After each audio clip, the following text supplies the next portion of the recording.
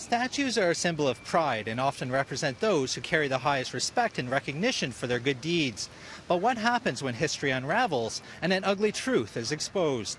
And we have to have some form of reconciliation where our genocidal leaders are not rubbed in our faces every day. Over the past decade, several historical statues across Canada have become a flashpoint for debate. Canada's quote-unquote founding fathers have become an insulting and hurtful symbol for Indigenous peoples.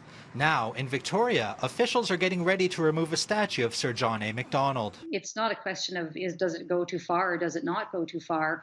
I think it's a question of what kinds of hard conversations do we need to have about our past, even though we do live in one of the best countries in the world. The debate has become a polarizing issue, with Indigenous peoples often at odds with other Canadians.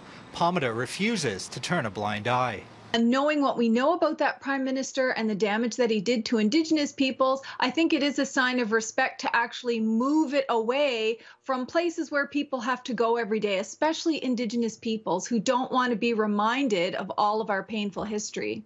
Sir John A. Macdonald was the architect of Indian residential schools. There is no doubting that fact. Palmada recommends putting statues like Macdonald's in a museum or adding a plaque putting history and accomplishments into context. She sees Germany's dismantling of the Nazi regime as an example. They said it is incumbent upon us, it's ethically incumbent to acknowledge that a genocide happened and to wipe out any symbols of that genocide, whether or not the people agree, because over time they will agree.